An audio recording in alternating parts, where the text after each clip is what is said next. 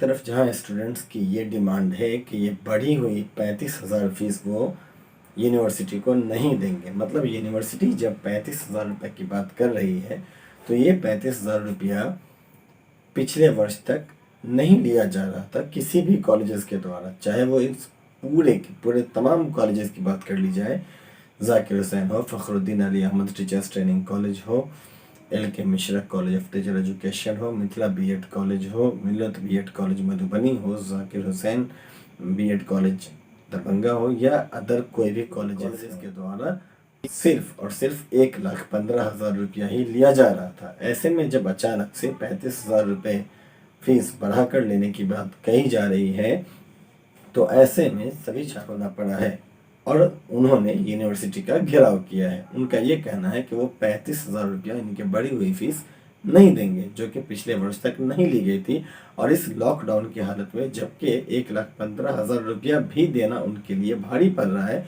ऐसे में ये बढ़ी हुई 35,000 रुपये की जो फीस है वो देने योग्य नहीं है। इसीलिए कम अज़ कम यूनिवर्सिटी प्रशासन इस बढ़ी हुई 35,000 रुपये की जो फीस है उसको, इस फैसले को वापस ले। दूसरी तरफ उनका आदेश है और कि जितने भी कॉलेजेस हैं वो सभी कॉलेजेस कहीं ना कहीं फाइन के रूप में एक मोटी शुल्क उनसे वसूल लेते हैं, वो चाहे स्कूल इंटर्नशिप के नाम पर हो, जहाँ पे अटेंडेंस कम होने के कारण कुछ अटेंडेंस शॉर्ट लिस्टिंग होती है, जिसके कारण उनसे मोटी फीस फाइन के तौर पर वसूली जाती है। इसे भी देने से वो इनकार कर रहे हैं। तो वहीं तीसरी बात उनकी ये भी है कि प्रैक्टिकल के नाम पे उनसे 5,000 रुपये क्यों लिए जा रहे हैं। उनका ये कहना है कि हम इसी कॉलेज के स्टूडेंट्स हैं जिस कॉलेज में हम फीस जमा कर रहे हैं, जिस कॉलेज को हम फीस दे रहे हैं, जिस कॉलेज में हम सेकेंड ईयर भी कंटिन्यू करेंगे और एग्जामिनेशन भी वहीं से देंगे। जब हमने सब कुछ यहाँ से किया है, पढ़ाई लिखाई सारी कुछ हमने यहाँ से किया है, तो ऐसे में हम उन्हें प्रैक्टिकल के नाम पर 5,000 रुपया क्यों दें, हम उन्हें ये 5,000 रुपये नहीं दें। बेरोजगारी दिवस को देखते हुए आज जो बेरोजगार दिवस जिसकी शुरुआत की गई गुजरात से ही, जी हाँ, आपको पता हो कि ये गुजरात ही पहला स्टेट है बनाने का काम आज के दिन किया, जो कि PM श्री नरेंद्र मोदी जी के नाम पर, उनके जन्म दिवस के नाम पर उसको मनाया जाए, ये फैसला उन्होंने लिया है। तो इसको देखते हुए उन्होंने पकौड़े योजना या चाय बेचने वाले PM थे, इस तरह के नकार दिया। उन्होंने कहा हमें इस तरह के भाषण नहीं चाहिए, पकौड़े योजना या फिर चाय बनाने वाले PM, चाय वाले PM, इन चीज़ों से हमें मतलब नहीं है, हमें रोज़गार का अवसर प्रदान किया जाए। इसका विरोध उन्होंने समोसे पकौड़े बेचकर, चाय बेचकर अपना एहतजाज, अपना जो प्रोटेस्ट है उसको दिखाने का एक प्रयास किया है। साथ ही ये बता दें कि अलग अलग कॉलेजेस की अलग अलग एग्जामिनेशंस की फ़ीस है, फॉर्म के नाम पर वो अलग अलग फ़ीस वसूल रहे हैं। कहीं 5,000 है, कहीं 4,000 है, कहीं 4,500 है, कहीं 5,500 है, कहीं 6,500 है। तो इस तरीके से अलग अलग फॉर्म भरने के शुल्क क्यों, जब सभी जगह B.Ed कोर्सेज इसी एलुमिनी के अंतर्गत आ रहे हैं और सभी की फ़ीस एक ही है, तो फॉर्म भरने का शुल्क भी सभी जगह एक ही होना चाहिए। अलग अलग कॉलेजेस में उनकी फ़ीस अलग अलग क्यों है, वो अलग अलग फ़ीस देने के लिए भी तैयार नहीं है। ये जो बातें हमने आपके कॉलेजेस के छात्र छात्राओं की तरफ से है, जो उन्होंने हमें दिया है, आवेदन के रूप में दिया है, और वही आवेदन जो उन्होंने कॉलेज प्रशासन को भी दिए होंगे, या उन्होंने यही जो आवेदन है यूनिवर्सिटी को, विश्वविद्यालय प्रशासन को दिए हैं। कितनी खींचोगे? उठाओ ना दादा, एक बार उठा रहे फोटो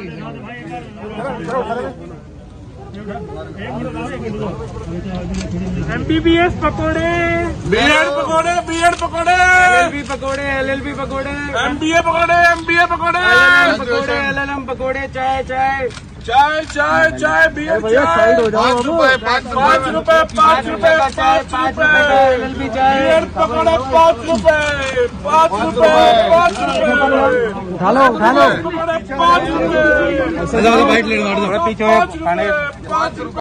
प्रशासन है, जो अंधा प्रशासन है, ये जो छात्र विरोधी सरकार चल रही है, सरकार के खिलाफ आपने सड़कों पर उतरा है और इस बहरे प्रशासन को, इस अंधे प्रशासन को कान तक में आवाज देने के लिए आपने जो लड़ाई लड़ा है, आपने जो आया है, इस चौकट को, जो दरवाजे को खटखटाया है, इस बात के लिए आप लोग को बधाई देते हैं।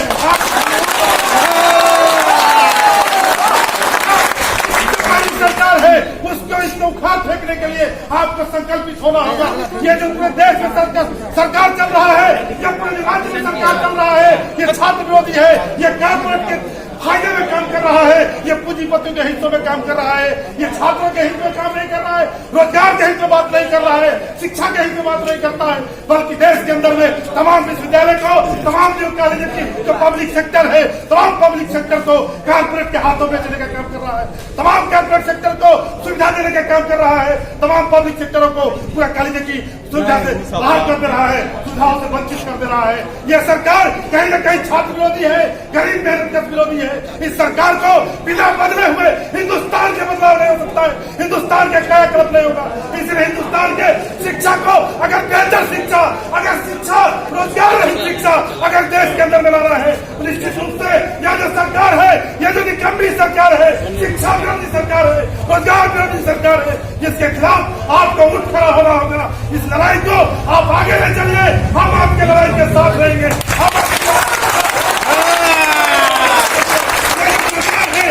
प्रशासन है, आप सोच सकते हैं कि देश के तमाम जो विश्वविद्यालय है, तमाम विश्वविद्यालय में पहली बार जितना विश्वविद्यालय में इतने चीजों से बिना कुलपति का यह विश्वविद्यालय चल रहा है। आप सोच सकते हैं शिक्षा पर क्या सरकार की नजरिया है, शिक्षा के बारे में सरकार की क्या सोच है, देश के अंदर में क्या चल रहा है, क्या हो रहा है, क्या समझ रहा है लोग, इस बात को जान लीजिए। सरकार चाहती है कि छात्र कब तक बर्दाश्त करेगा, हम देखते हैं उसके बर्दाश्त करने का जो क्षमता है, उस क्षमता का इंतजार कर रहा है।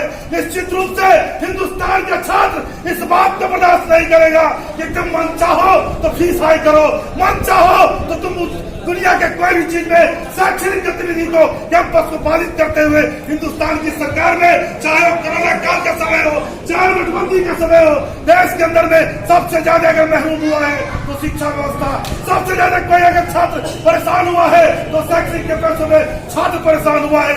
आप सोच सकते हैं तमाम विश्वविद्यालय में, और यह सरकार आज तक कुलपति, अस्थायी कुलपति का नियुक्ति नहीं कर सका है, बल्कि मोटे रकम का इंतजार कर रहा है। कब कोई मोटा रकम लेकर के आएगा?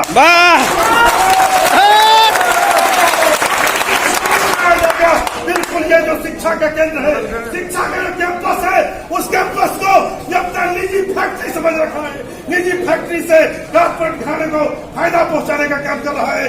निश्चित रूप से ये तमाम जो सरकार का जो छात्र विरोधी मंशा है, रोजगार विरोधी मंशा है, इन तमाम मंशाओं के खिलाफ आपको उठ खड़ा होना होगा।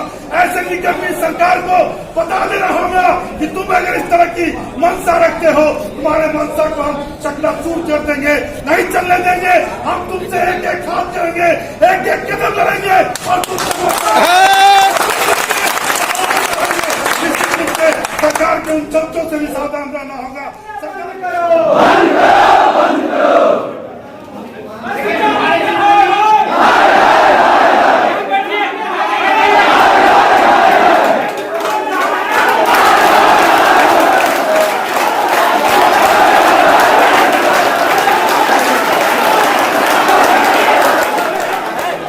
छात्राओं को वाजबरन 35,000 रुपया एक्स्ट्रा शुल्क जमा करने के लिए कह रहा है। नहीं जमा करने पे उसका परीक्षा में सम्मिलित होने के लिए फॉर्म नहीं भरने देने का जो धमकी कॉलेज के द्वारा, बीएड प्राइवेट बीएड कॉलेज के द्वारा दिया जा रहा है, इसमें कहीं ना कहीं ललित नारायण मिथिला विश्वविद्यालय का पूर्ण रूप से हाथ है।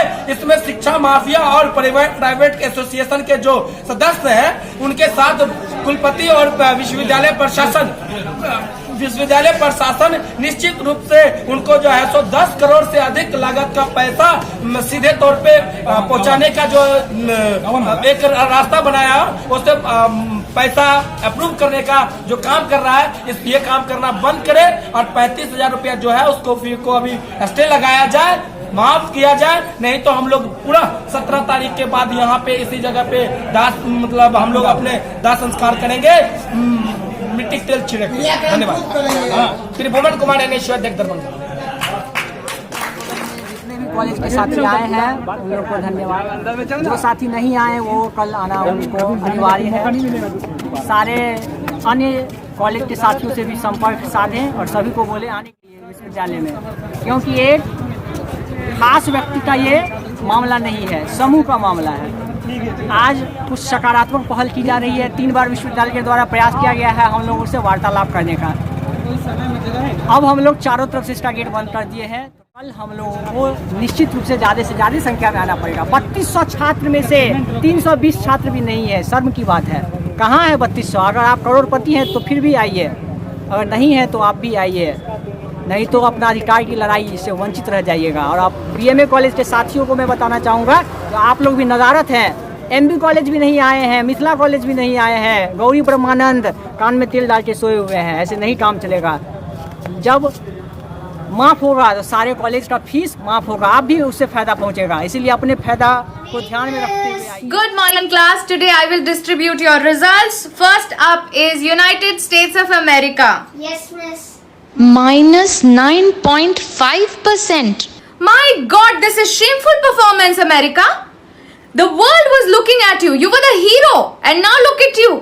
Economy पे ध्यान दीजिए. Sit down. India. Yes, miss. You are my favorite student. You know that, right? Yes, miss. Minus 23.9%.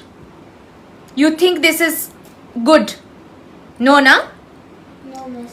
बेटा आप अभी क्या बोलोगे मुझे सब पता है। आप बोलोगे कि कोरोना आ गया, कोविड हो गया, लॉकडाउन हो गया, मैम मैं पढ़ाई नहीं कर पाया। आप मुझे क्या बोले थे? अच्छे दिन आएंगे मिस, मैंने विकास सर का कोचिंग लगाया है, विकास होगा। आपका विकास रुक गया है और आप हमको बोल रहे हो आत्मनिर्भर बन रहे हो। आत्मनिर्भर बनो, थोड़ा सा ट्यूशंस लेना शुरू करो। This is shameful. Call your parents tomorrow. Sit down now. Canada, Yes, miss. minus 12%. You think this is a joke? You are a nice, kind student. You are friends with everybody, but pay attention on your economy. Sit down. United Kingdom, Yes, miss. minus 20.4%. हाँ, बस आप बैठ के tea पियो, हाँ, evening tea, morning tea and cupcakes and scones. बाकी कुछ नहीं होगा आपसे। Shameful. Sit down now. China, Yes, miss. you're the only student in my class who has got 3.2%, positive 3.2%. You think I'll praise you? You think I will make the class clap for you? Not going to happen because I know फर्रेबाजी किया है तुमने, पूरा cheating किया है। सारा class को आपने बीमार कर दिया, पॉजिटिव कर दिया सबको कोरोना, एंड खुद positive 3.2 GDP. You think I don't know? Like करें, शेयर करें और ऑनलाइन न्यूज़ इंडिया की सभी खबरें अपने मोबाइल फोन पर सबसे पहले देखने के लिए अभी चैनल